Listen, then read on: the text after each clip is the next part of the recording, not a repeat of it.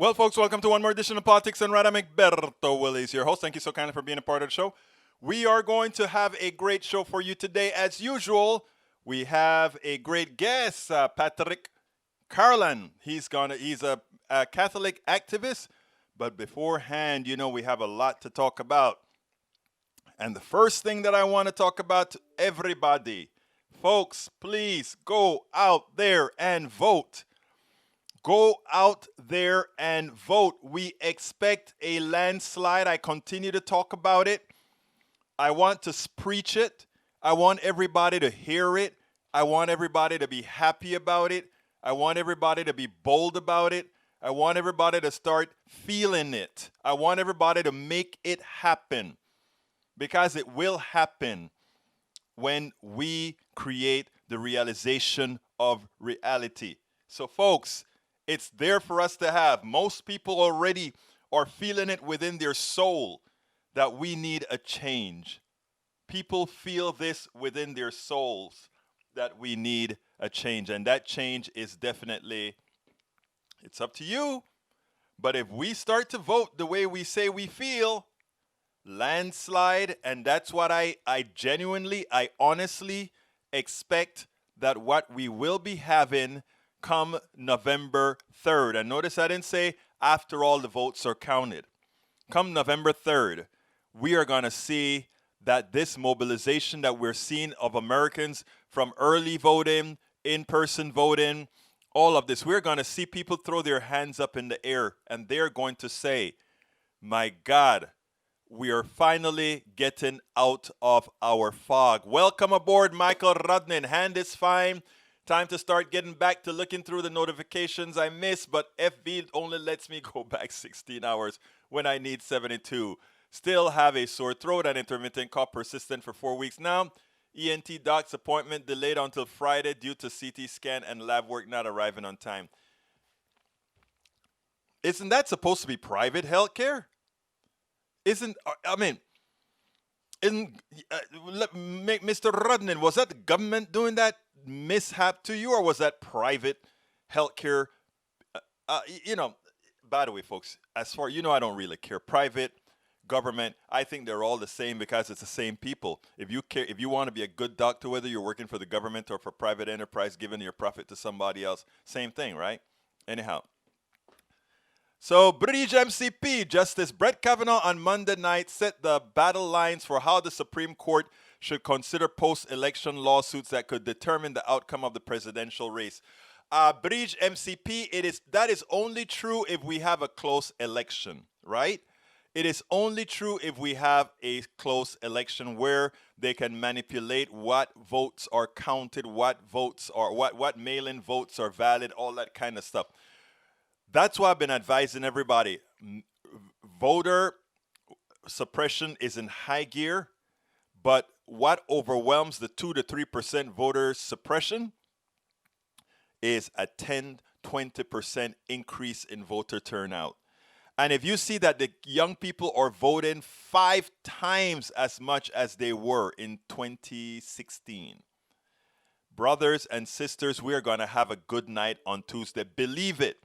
If you have a fear, take up your telephone and call somebody who you're not sure who voted and call people to vote. If you can't do that, find a local party around your place and ask them about phone banking. There's a lot of phone banking, and you don't only have to phone bank for your state, but throughout the country. There's a lot you can do. Take away that nervous energy. I want to just tell all of you, personally, I am not nervous at all. I mean, I have a lot of friends called, Egberto, you still think there's a landslide coming? Yeah. Aren't you nervous? No, not at all. 2016 was not the aberration most people believed it was. Please, people, my brothers and sisters. 2016 played right within the polling era. All of that was there. We have this fear that can keep us frozen. Let's not go there. We don't need to be fearful. We need to go out there and execute. We will win in a landslide. We will win big because most Americans know exactly the charlatan that's killing them now. And do you think they really are going to want this guy taking care of grandma and anybody else? No, they won't. So please, please, please, no fear.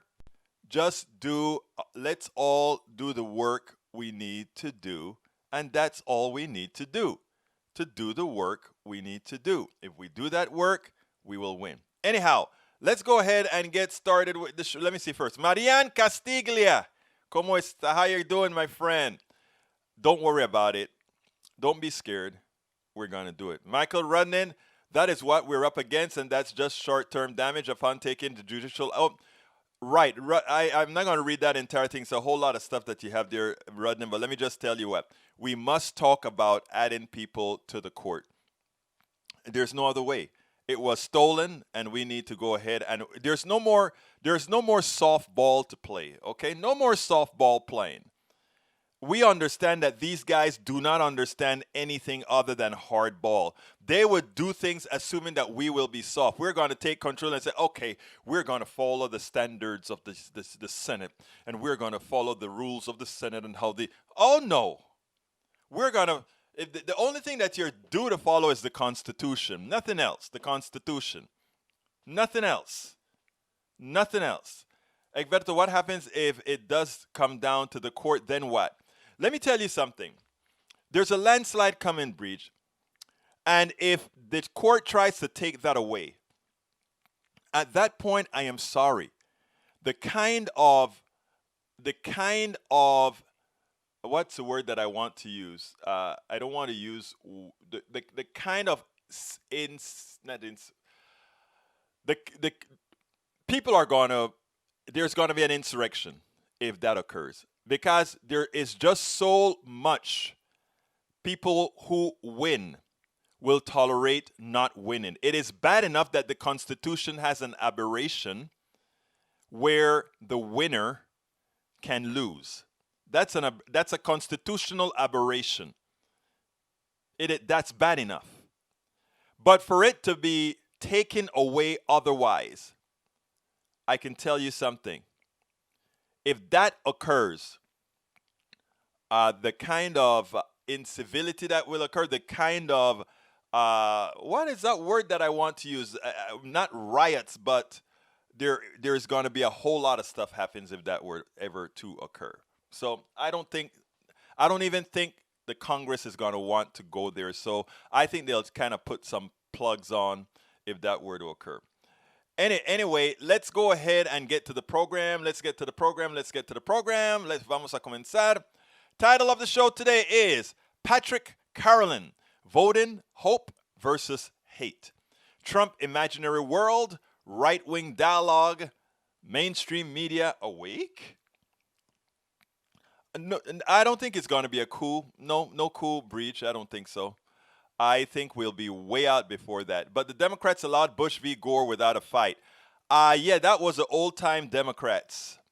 I think now we have a new kind of Democrats, the young ones, the ones that take no bull, the ones that go on the street. And the only way they got off of the street was a deal that they made that said we'll keep things low, go ahead and let things occur. But it starts November 4th. Okay. Patrick Carolan defines election 2020. So the things that we're going to be showing today are as follows. Trump's former spokesperson Scaramucci said the money people are running away from Trump and betting on Biden. And that's the other thing. The corporatocracy can see where things are going. And they understand that this guy is over his head with a pandemic, and a pandemic hurts them as well. Mainstream media are finally reporting the polls as opposed to some Trump magical opportunity to come back. No magical opportunity for Trump to come back here, people. Dave Wasserman from Cook's Political Report has some bad news for Donald Trump. While Trump brags that we are turning the corner, COVID-19 is at its worst ever. People can see that as well. Do you think they're going to vote for the guy who continues to allow COVID to kill more and more every day, where we turn into a morass of disease? I don't think so. excerpt from my conversation with a right-wing social media personality, Tyler Bluntman. It's sort of a preamble to something that I'm going to talk to him about later. And Patrick Carolan explains why election 2020 is all about hope versus hatred in a recent article he wrote. USA, the election, the choice is simple: hope or hatred. Anyhow, let's go ahead and get started with Scaramucci. Scaramucci, let's go. My colleagues over at CNBC reporting that Wall Street donors are keeping their distance from the cash-strapped Trump campaign in these final days. What are you hearing from your own Wall Street connections right now about their faith in this campaign? Well, listen, the adage following the money on Wall Street has always been true. The money's gone to Joe Biden almost 5-1, Craig. I would say Wall Street executives are looking at the situation and want what the president was saying to those people in Allentown on Monday, which is a return to normalcy. The president's calling about a return to normal life. That's exactly what we want. We're seeking your removal so that we can end this disastrous situation that you've created for America. And the Wall Street executives know that Mr. Trump, the president, has made America sicker, weaker, and poorer as a result of his decision-making around the pandemic and some of the things that he's done with our strategic alliances around the world. So, if you follow the money on Wall Street, he's going to lose decidedly on Tuesday. If you look at the predicted markets, my friends on Wall Street love trading this sort of activity. And if you look at predicted markets, it's 2-1 to the vice president. And usually when people are putting their money down, Craig, I'm going with that more than the average polling, if you will. Absolutely so. So as you can see, Scaramucci is looking at the numbers. The numbers are saying, we don't think that Trump can win, and therefore let's put our money where our mouth is, so Trump cannot get any money from anywhere to run. And we know that he's really just a paper billionaire. It's really not that rich guy that's out there that can do it. Which rich guy goes ahead and tries to label water with his name, label meat with his name, all these substandard stuff to make $1 here, another $1 there? That sounds like people like me who try to make $1 selling a book, make $1 doing something else to keep up this activism. Well, what is Trump trying to keep up? I don't know. I have no idea. He's not a rich man, the rich man that he says he is. Lawrence Sims, yes. Kamala is coming to Houston, Texas. I am so happy about that. Okay, so what I was trying to tell folks is one of the reasons people are so scared, right, is because the mainstream media is out there making it seem like somehow 2016 was an aberration. But also, they make it seem like polls are no longer scientific or polls are no longer accurate. While when we take a look at 2016, when we take a look at 2018, they've all fell within that margin of errors. So why should we discount them when he has all these big leads in these particular states?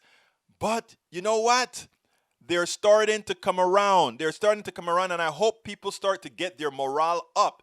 Number one, those who are winning and get their morale up, and those who are or have the false belief that somehow they can win, that we take those out. I mean, it's so important because what they're trying to do is drive you down. Check this out now with the mainstream media. Roughly 60 million votes have already been cast, and the president's chances of pulling off another upset victory appear to be dwindling. Just take a look at our new NBC News battleground map. Right now, even if the president runs the table on every one of the toss-up states, we'd still have Biden with a slim win. That should give you a sense of just how narrow of a path the president has to 270 electoral votes he needs for re-election, and he's got to flip some state that he hasn't led in months. Yes, he pulled the rabbit out of the hat 4 years ago, but that was a time when we incorrectly made it a referendum on Trump when it was a referendum on Hillary Clinton.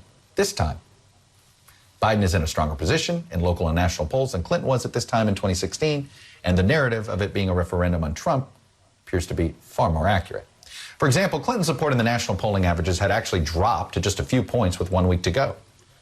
Right now, Biden leads by 8. And the changes we've made to our NBC News battleground map don't signal much strength for Trump at the moment. with the obvious caveat that things could always change in a moment's notice.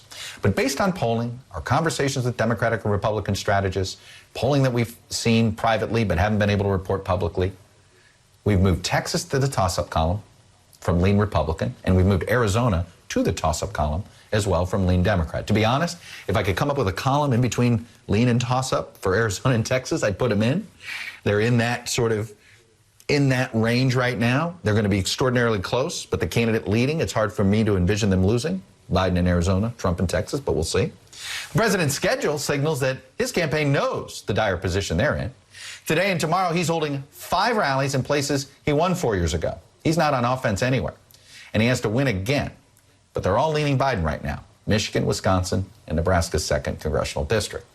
Biden, on the other hand, is campaigning today in Georgia, which Democrats haven't won since Bill Clinton and the Ross Perot split helped him do it in 1992. Then he's going to hit Florida, Iowa, Wisconsin, and Michigan. So, folks, don't fall for it. I mean, when I saw this today, I'm like, you guys are finally getting it. You guys are getting it. And then, of course, he shows that Donald Trump has to win everything. Absolutely everything that he's down anywhere from 10 points all the way down to 2 points. The probability of that is next to non-existent when you have so many votes already in. So, I mean, let's not be scared. Let's just try to make it a landslide. Let's just make sure to go out there and vote and tell everybody that you know of that they need to go out there and vote. Anyway, let's look at the stats now. This is what's important. Like I said, we're all science people. Hey, Paul, welcome aboard, my brother. Let's look at the stats. And Breach, if it's a tie, it goes to Congress.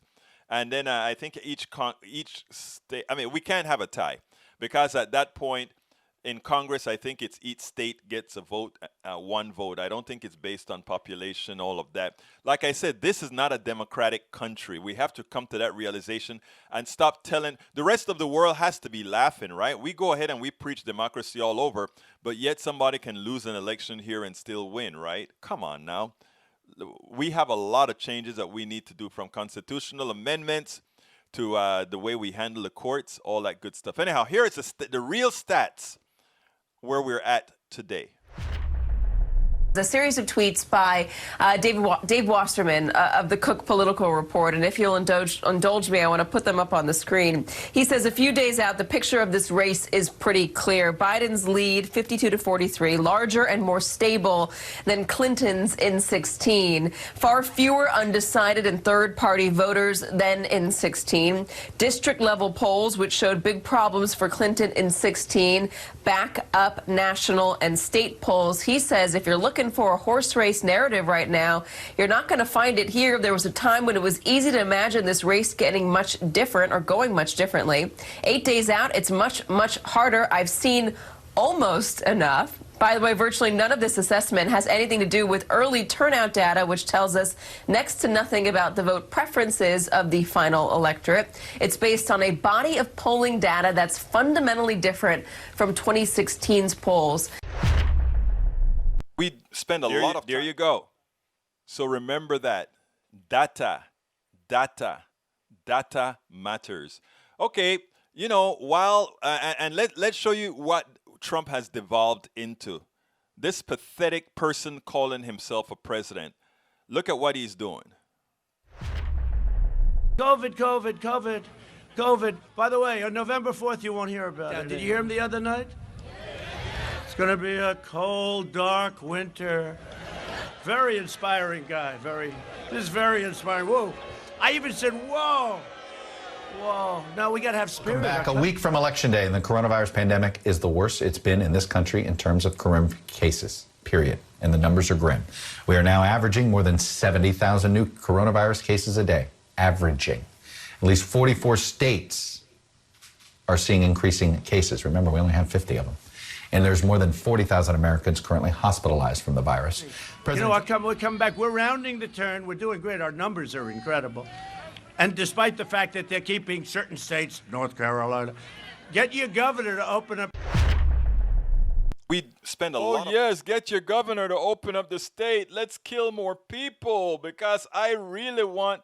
I mean, at this point, Donald Trump has to know that he's losing. At this point, Donald Trump has to know that he's losing, which tells you something about him.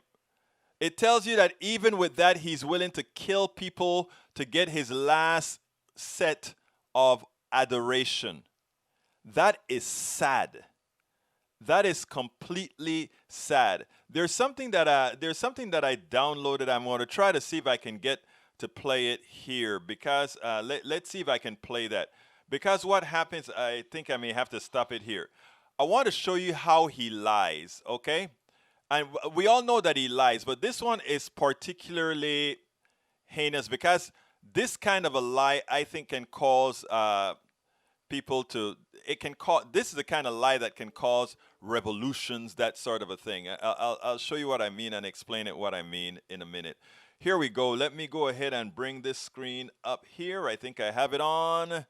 I want you to check this out, and then we'll take it on the other side. Para ver. I think I can do it now. Put it there. Check this out. But they're going to take you from Air Force One. I said, I got to walk it. I mean, these people are tough. They're from Lansing.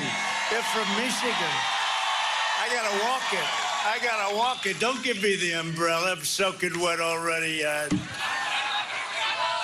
But hello, Lansing. Hello, Michigan. This was the scene of a great victory. Remember that? 4 years ago, Donald Trump has won the state of Michigan. Oh, that was big. Hadn't been done in decades, but I don't know if you saw the poll just came out. We're up 3 in Michigan. And I think we're up a lot more. You know, they give you the fake polls. I think we're up a lot more. We're going to have a great red wave. People that want to go out and vote. They want to go out and they want to touch, they want to vote. It's a great red wave. It's happening in Florida. We're up in Florida, up 4. You know, I'm watching these guys, the way they talk, the poll. Oh, they're down 25 in Michigan. I said, no, we're going to win Michigan. No, I kid when I say 25, but they put numbers. You know, they're called suppression polls. They make you, like, feel badly. So you say to your wife, or you say to your husband, darling, let's go out to dinner, and then we'll come back. We love our president. But, you know, the polls say he can't win. Well, right now we're leading in almost everywhere. We're leading almost everywhere.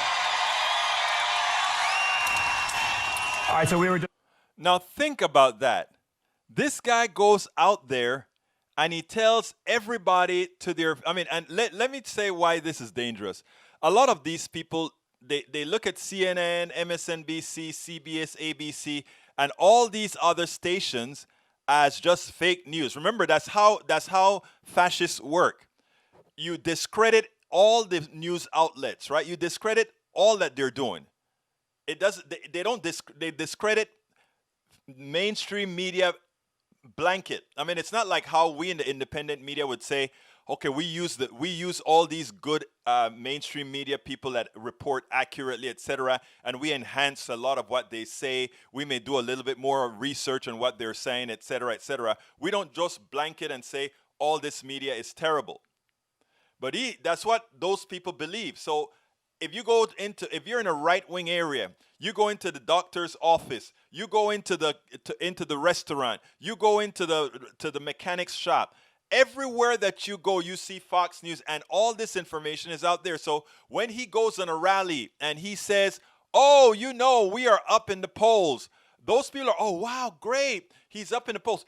They don't know what's going to hit them on November 3rd. These people do not understand what's going to hit them. It's going to be rough what hits them on November 3rd because they're living in an alternate state of reality, believing what he says. And that is the real danger, because there are times, you know, when he says something like that, my first reaction was, oh, let me go see if there was a poll that had him up 3 in Michigan. And then I stopped and I said, wait a minute. Look at my source. My source is Donald Trump. Why would I even waste my time to look it up? Not even a time wasting is worth looking it up. Anyhow, we're near the halfway point of the show, so let me go ahead and do what I normally do at the half point of the show, which is to tell you guys, hey, please support Politics Done Right the best you can. We have that book out there called It's Worth It, How to Talk to Your Right-Wing Relatives, Friends, and Neighbors. You can get that book right now at Amazon.com, and I just put the link inside of our feed. You can also get that book directly at our store.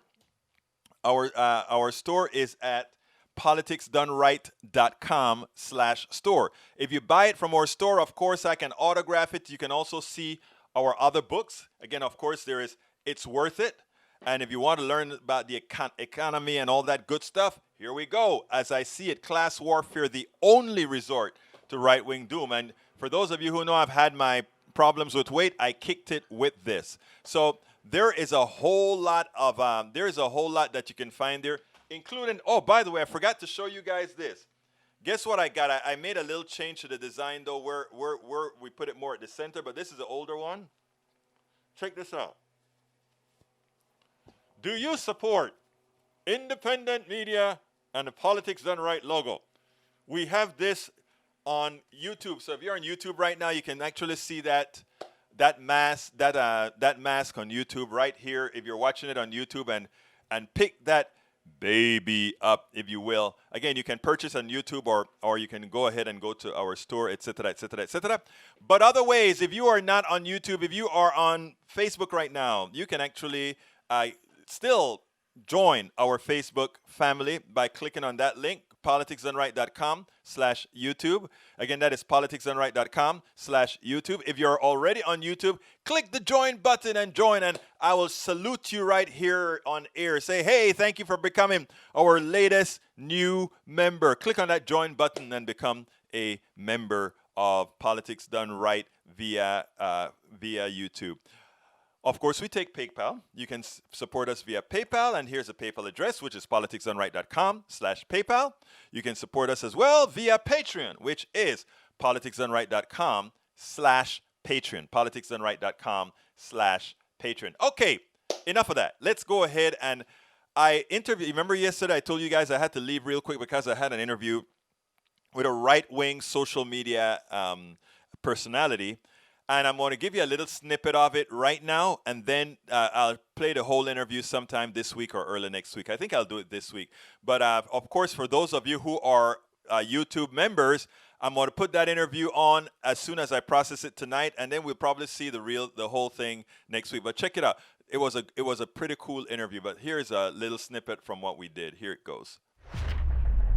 Hey, I appreciate you, and you're a lot of fun, and that you come on. A lot of guys like you, they're scared to death to. I didn't really know about your channel, so when I saw your channel, I don't know if you have like many conservative guests on. I do very many. Okay, so do you? Man, conservatives love to come. Okay, so that's good. They come look at you. Yeah, I think we got to talk. Do you get called out a lot on Facebook? Hell yeah. Do you? You mean people? You mean people just giving and saying things. Of course, like that. Okay. That's my skin is so damn thick. It's probably that thick. Hey, that's what it has to be that way, man. It has to be that way. So I mean, I enjoyed it, and the thing, but you know what I get hell for? Talking to guys like you. What do you mean? Because I'll come on my channel, and we have these guys that come in, real right-wing guys, and I'll talk to them. Sure. And people get mad. Throw him off, ban him. Why? Just because you have a difference of opinion? I don't ban anybody. I have people that cuss me out, people that called me nigga. You name it. That's wild, bro. And, I get called coon on the daily, man. Yeah, I get called coon. And the thing for me is like I don't really care, right? Because my thing, I'm actually one of them dudes really trying to make a difference. Okay. I am actually online making a difference, and I don't go around hating people and all of that. But when Ashish pointed me to your stuff, and today is the first day that I went through your video one at a time, and I'm like, sure, good. Thanks, man. You know, Even if you don't agree, I appreciate that comment, man. no, I don't agree, but I mean, still, you're good at what you Thanks, good at man. what you do. You know, so I mean, and But see, that's why. And see, here's the thing: people like you. And I would actually think that you're similar. You remind me of this guy on TikTok. His name is Papa Gut. I definitely respect him. But people like you are what we need when it comes to politics, man, because you offer a platform and you offer, look, if you have completely opposing beliefs as me, I want to be able to have a conversation. Because if you stay in your echo chamber and I stay in my echo chamber, we're not changing anyone's minds. We're really just solidifying people that have the same ideals as us, right? How are we ever going to like fix actual problems and come to solutions if we can't even have a discussion, right? So like I get that all the time too, man. People are like, even people on the political right, like some hardcore conservatives, some of my followers, man, they're like, nah, get them off. They're talking about communist ideals, and I'm like, so what? Like, if we don't believe in communism, how are we going to convince them not to believe in communism if we won't even give them a chance to talk with us, right? We're just shutting them down completely, right? So, like, yeah, man, I totally respect what you're doing and giving people an actual platform. I have messaged on Facebook. Right. I have DM'd so many people that are on the political left. So I'm talking about it has to be upwards of like 40 or 50, like fairly large creators, somewhere around like your size, fairly large creators on Facebook. Like, look, hey, I don't agree with what you're saying, but I would love to come on and have a conversation. Like, would it be cool to do that? And people would either say flat out, no, we don't want to promote what you're talking about. You're a sexist, a homophobe, what I'm like, I'm trying to have a conversation. You know what I mean? Like, I'll be respectful. Like, let's have a conversation. But I get shut down a lot, man. I get shut down a lot. well, you don't get shut down at Politics Done Right. It was my pleasure speaking to you, Tyler. We'll keep in touch, and I'm gonna hit you up on that black issue. Hey, let me know. Let me know. You're crazy. Okay? We'll talk about it. We'll talk about it, brother. Have Take a it good easy, one, man. man. Take care. Okay, that is one that you're gonna see. The whole interview was pretty cool. I think I'll play it next week, but I'll have it in queue for those of you who are members of who come into our system. Join. You guys gonna get to see a lot of stuff before anybody else, and some stuff that nobody else is gonna see. You know, I have to make it worth your while. So please click that join button. Anyway, let's go ahead and talk to Patrick. Patrick is a good one here. Let's go for it. Welcome to one more edition of Politics Done Right. Today we're honored to have Patrick Carolan. He's a Catholic activist, writer, speaker, you know, real activist, folks. Patrick currently serves as the Director of Catholic Outreach for Vote Common Good, and previously he served as the Executive Director of the Franciscan Action Network and co-founded the Global Catholic Climate Movement. Patrick, welcome once again to Politics Done Right. We're here. We're happy to have you again. Thank you. It's always great to be on with you. I love having conversations with you, and I love the work that you do. So thank you for doing what you do. Thank you so kindly. Now, you recently wrote an article that really touched me. It's called USA: This election, the choice is simple: hope or hatred. Before we go into the content of that article, why exactly did you write that article? Well, as a Catholic, I've been thinking a lot about. I've been a Biden supporter. Excuse me, but I've been thinking a lot about, and we've been doing a lot of work on how we can influence other Catholics to think about, because as you know, if you've been following, there's been a number of bishops and priests who have come out and said that it's a mortal sin for Catholics to vote for Joe Biden. And so I really wanted to counter that argument with something I had written an article previously that said that why I, as a Catholic, was supporting Joe Biden because of his position on abortion, not in spite of his position. So we're trying to reach out to, there's still a small group, maybe 5% of Catholics, particularly white Catholics and white evangelicals as well, who are undecided. I think for the most part, the election is decided, but they're still at 5%. And that 5%, I think, are going to determine who wins this election. It's in states like Pennsylvania, in Michigan, Wisconsin, and Ohio. And so I wanted to write an article that could really get to the heart of it. This is about who we are as a people of faith, who we are as a nation. It's about the soul of our nation. And it's about, do you support hope or do you support hatred and fear? And that's really, the choice is pretty crystal clear. Now, you are all over the place, and so you see a lot, but there is a quote in the Bible that you use, Jeremiah 22:3. It says, "Do what is just and right. Rescue from the hand of the oppressor the one who has been robbed. Do no wrong or violence to the foreigner, the fatherless, or the widow, and do not shed innocent blood in this place." Now, as it turns out, there's one issue on abortion that the Democratic Party as a tenet supports, and then there are all the things that Donald Trump has been doing in his name, in the name of the country. Now, how do you weigh those, given, for those who are biblical, for those who are Catholics, for those who follow this word, how do you decide which one is the better candidate to have, which one is better for America? Well, first of all, let me address the issue of abortion as a Catholic. And I could be, I could be opposed to abortion and support Joe Biden, because if I look at the data, the abortion rate has gone down when Democrats have been in office. And the Republicans, their whole platform is on just, slogans: defund Planned Parenthood or overturn Roe versus Wade. That's what their whole platform is. They don't actually talk about what that means. And so if you're going to defund Planned Parenthood, there's two things that will happen if you do that. The first thing is a lot of women, poor women, will no longer have access to health care. And so you're going to eliminate the health care for a lot of poor women. And the second thing is the abortion rate is going to go way up, because Planned Parenthood supplies most of the birth control, or a lot of birth control, to poor women. And if they can't get access to birth control, there's going to be a lot more pregnancies, and a lot more pregnancies lead to a lot more abortions. And so the Republican platform really is not about ending abortion. It has nothing to do with ending abortion. It's about politicizing the issue and turning it into a us versus them issue.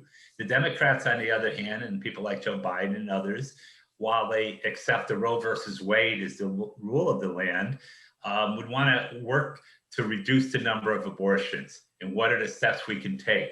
And the steps you can take to reduce the number of abortions is to provide health care, to provide prenatal care, to provide good family leave policies, all of those types of things that the Democrats support. So on the issue of abortion, I think the Democrats are the stronger policy from my perspective. So that's a non-issue then. All the other issues, you've seen the children at the border. I've been down to the border. Let me ask you to hold right there, because I want to show you that you are representing what you think the Catholic position should really be. Now, I want to show you that even some evangelicals are starting to get to your point. I don't know if you know who Billy Graham's granddaughter is. Her name is Jerusha Duford. I've seen the and video. This is what she said. She said, "For me, pro-life does not just mean life inside the womb. Pro-life means different things, as far as we just talked about at the border, healthcare, poverty, homelessness. All of these things show that for me, if you are going to be pro-life, you've got to be pro-adoption and pro-foster care. I wish that the Republicans would value life outside the womb more. So I just don't think pro-life and anti-abortion pro-life are two different things." Absolutely correct. I've seen the video where she did that. It's a great video. We're very happy. At Vote Common Good, we helped sponsor that and get that out there.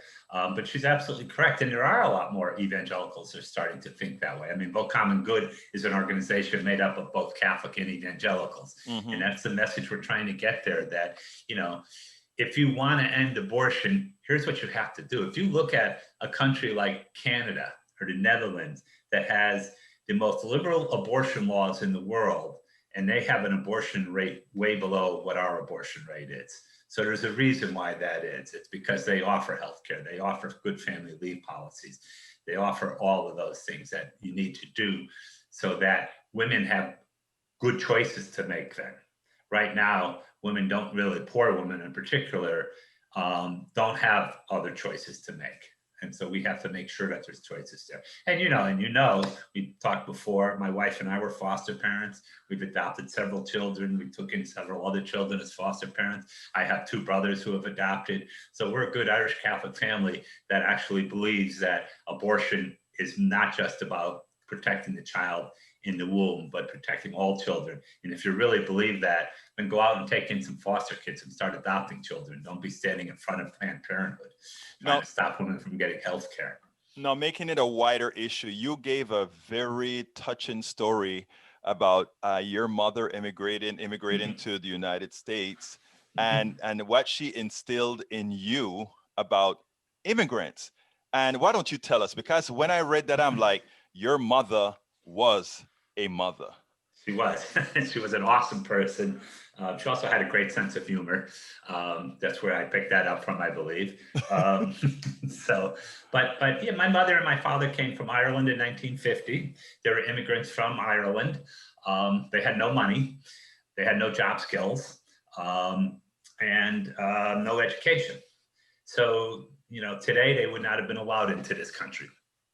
But they came over. My mother's from Belfast. She's Catholic. It wasn't a good time to be a Catholic in Belfast when she was growing up and when she was living there.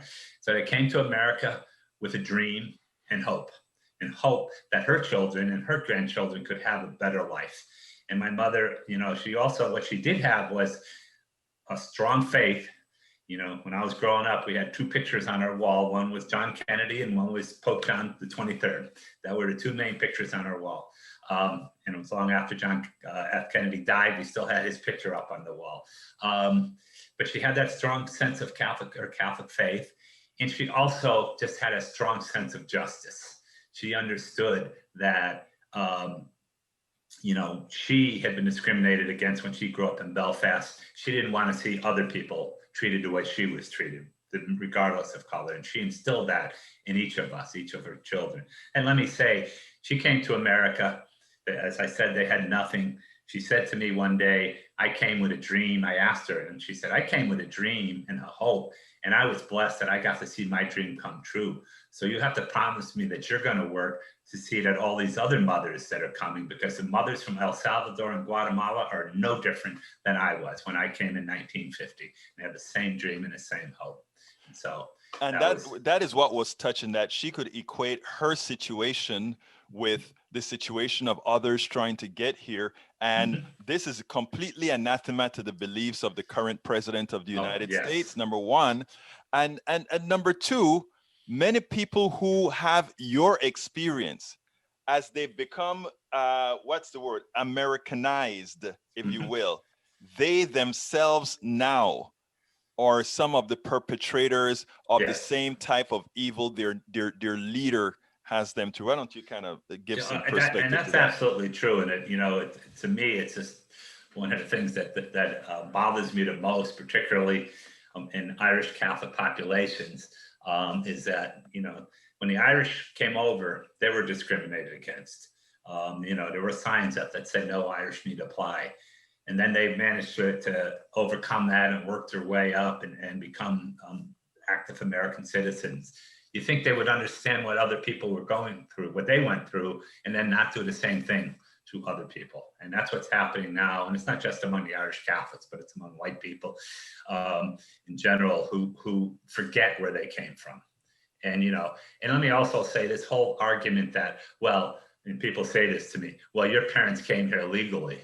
My parents came on a visitor's visa and they never left. So they may have came here legally, but they long stayed past their visitor's visa. And that is how most immigrants are here. They can't come on a vacation visa or something, and then they stay. But additionally, I think that the country's initial sin, anyhow, by conquering a country that was already, or a place that was already, not a country, but a lot of mini tribes that were already there. How dare you now take some position that you just have that inalienable right to be here and no one else? I think our Genesis dictates that we are an open country that makes it easy for others to come. I absolutely agree. We were founded that way, um, and Dwight D. Eisenhower was a Republican, and he talked about the importance of immigration and how we are a nation of immigrants, and we should be welcoming immigrants into this country. It is how we were founded. It is what made us great. And now people want to pull back from that, and they want to, close our borders. That's not what we're founded, and that's also goes far away from the teachings of Jesus. So it's not just the teachings of value of our fathers who founded this country, and as horrible as it was what they did, here we are here today, so let's make the best of that. Let's go back and admit our wrongs and go forward. But we can't just keep saying that, well, this is my country, America, love it or leave it. Makes no sense. Now, the title of your piece again was the election. The choice is simple: hope or hatred. And what I love that you did in the piece is you expand that hope and hatred for real, but also love means loving the environment. Love means all these issues, the Green New Deal, etc. Why don't you expand on some of those? Well, and as you know, I worked for the Franciscans for many years, and I'm part of the Franciscan family, and this all comes from the teachings of St. Francis of Assisi, and and other Franciscan saints like St. Bonaventure and Duns Scotus and those folks, where they taught that we're all part of creation. It's this idea that as people of faith, we sometimes believe that we have to first be in right relationship with God. And we do that by praying, by going to church on Sunday and all this stuff. And then when we're in right relationship with God, we can work on being in right relationship with the rest of creation. What we should be doing is being in right relationship with all of creation. And then in doing so, we then become in right relationship with God. That is prescient. Please repeat that, because I think people need to get that concept. Yeah. You can't, and before you repeat it though, you remember that part of the Bible that spoke about Jesus going to the home 3 different times, and the people, when he came the last time or tell something, he says, well, I was here several times. And yes. it just shows that to many people, religion is but the way the Pharisees carry it out. Well, absolutely. And it's we spend all of our time worshiping at the foot of the cross instead of taking up the cross. Right. And so, what I had said, and I'll say it again, is we believe, and most of Christianity believes this, that we have to be first in right relationship with God. And to be in right relationship with God, we have to go to church on Sundays. We have to, obey the commandments. We have to hold our hands the right way when we pray. We have to, maybe do some good things, bring some food in for the food pantry or stuff like that. And then once we're in right relationship with God, then we can think about being in right relationship with God's creation. And we have it backwards, because we first have to be in right relationship with all of God's creation. We're part of God's creation. And then when we're in right relationship with God's creation, and that's a relationship of love, when we're in that right relationship, then we are in right relationship with God. It doesn't matter whether we go to church on Sunday or hold our hands any such way. If we're in right relationship with God's creation, we are then in right relationship with God. And that's the hope going forward. And that is what I found now. And what are the things that you consider being in good relationship with nature? You explained that quite a bit. Green New Deal, you talk about the concepts of the Green New Deal. You talk about the concepts of these other things: good air, good water, good jobs. Tell us a little bit about that. Well, being in right relationship with all of God's creation is just simply being part of creation. We are part of creation. We are one with creation. We have this theology that puts us, we believe we're better than everything else, when in fact, and that's not Franciscan. There's stories of how St. Francis of Assisi used to go out and preach the gospel to the birds or to the trees. And people would say to him, why are you doing that? And he said, God told me to preach the gospel to my brothers and sisters, and these are my brothers and sisters. So Francis believed that all of creation was one, and that we were all brothers and sisters. And so that's what being in right relationship is looking at creation as we are part of it. We're all one with it. We're connected. It's the interconnectedness of everything, and that we are with God co-creators for creation. We have this theology that everything was static. You know, God created the earth, and then that was it. God still resting, and that, you know, Jesus came, and then that was it. You know, the transformation happened, the incarnation happened, and then that was it. And, you know, we're still, as Christians, we're waiting for Jesus to come again, even though if you read the gospel, Jesus said, I will always be with you. I will never leave you. And so it's like, and I tell people this, I don't know if you remember, it was an old labor song. Joe Hill wrote it, 1912, and Pete Seeger later recorded it. And the first verse of it goes, I think it is, you will eat by and by in that great land in the sky, live and pray, and eat and pray, live on hay, and you'll have pie in the sky when you die. When Pete Seeger wrote it, he added a line after that, each verse, that said, that's a lie. But that's our theology, that we do everything we do here so we can go have pie in the sky at some point in time. And if I am good here, if I help people here, it's okay as long as, only insofar as it helps me get to heaven. And that's, you know. That is actually the wrong reason, right? Oh, it absolutely is the wrong reason. We should be here. I mean, Jesus came to create heaven, not to have us go to heaven. Right. So and if if we think of a new creation here, what would that look like? And how could we build that together? And that's what the hope is, as opposed to living in a world where we're all separate and we're all here just so we can go someplace else. I'm here so, you know, someday I can get to heaven. No, you know, I just always think if more people would be, if more in the evangelical movement and more in the Christian movement or all religious movements would really live by the tenets that they go by, their humanity, the types of Trumps that we have around the world, Bolsonaro and all these other guys, they would be empty words. I mean, already we show, and you have shown, I mean, you even came out and pointed out when you're talking about the environment, hey, look, Trump promised you guys all these things. And even the promises that he made that you're voting for him for those particular matters, he's not delivering to you. And I like the way you ended the piece with a quote where you says, shouldn't we vote for the candidate who understands the crisis we are in and is open to listening to visionary prophetic ideas, whether he fully agrees with them or not? Yeah, and that's, you know, that's one of the things I liked about Joe Biden.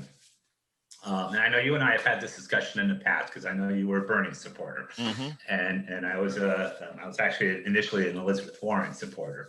But I like about Joe Biden is that he's willing to admit that he's made mistakes. You know, he's not locked into, this is how we do it. He's willing to be open and listen to people. I can't wait to see what his cabinet looks like, because he's going to bring all kinds of interesting and fascinating people, not people who just agree with him and not people who are just going to do what he wants them to do. He's going to bring people in with all new ideas, new visions. And from that, we're going to be able to build something new then, a new nation. I think so also. Now, a lot of people on my side, the very, very progressive side, and, you know, I think we've gone through the tenets of your article, which I think is great. I'm going to post-process, or rather I'm going to link it to your blog as well. But I want to touch on something else. I think that as we go forward, you know, there are a lot of people that are coming together to get Donald Trump out. And on the progressive side, I hear a lot of people saying things like, well, hell, now that we have Republicans coming in to help out or whatever, you know, what are they going to get?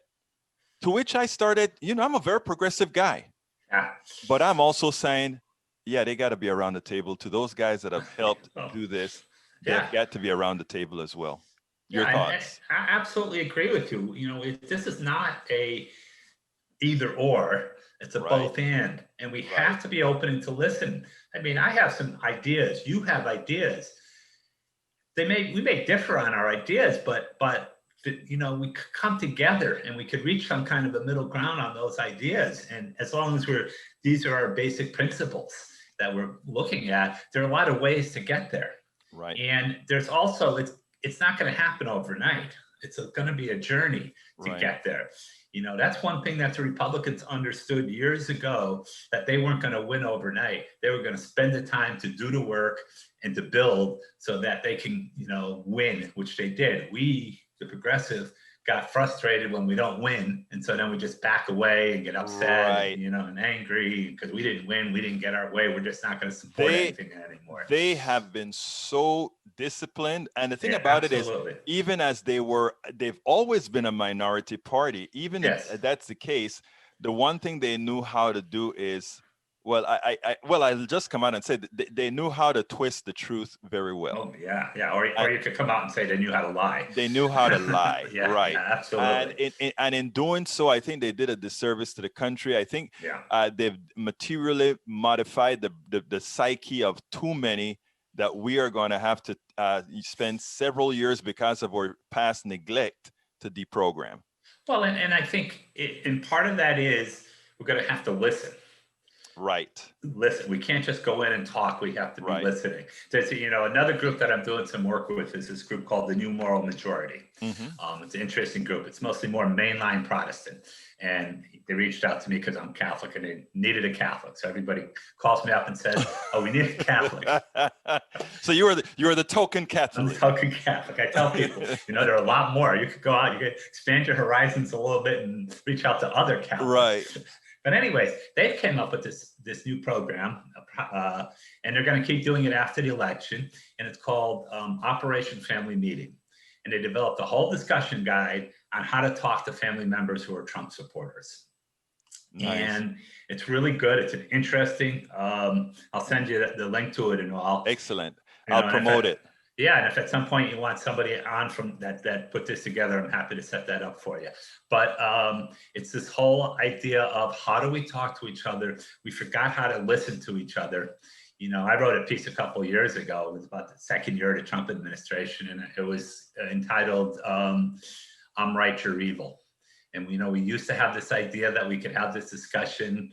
You know, I'm okay, you're okay. We may disagree, but we can agree to disagree. But now it's, if you don't see things my way, you're evil, you're wrong. Right. And, you know, we got to get away from that and start to move toward how do we all come together and, you know, work with each other, listen to each other, and then come up with a strategy that can work. And Well, that comes, you know, from the top to the bottom. Well, Patrick, we're at the end of this interview. So Okay. why don't you tell me something that you wish I had asked you that I didn't? You know, I wish you had asked me what I'm going to be doing over the next 2 years. Well, but tell we can me, have tell that me, discussion. tell me. Well, you know, part of it is we talked earlier about the Republicans and how disciplined they were. So every couple of years, when there's an election cycle, about 3 months before the election, the Democratic Party figures out we need to reach out to Catholics. How do we reach out to Catholics? And then they start scrambling around and trying to organize Catholics. So there's a group of us that have decided that after this election, win, lose, or draw, we're going to stay together and we're going to start organizing Catholics so that in 2022 and in 2024, we're as organized as the right-wing Catholics and the right-wing evangelicals are.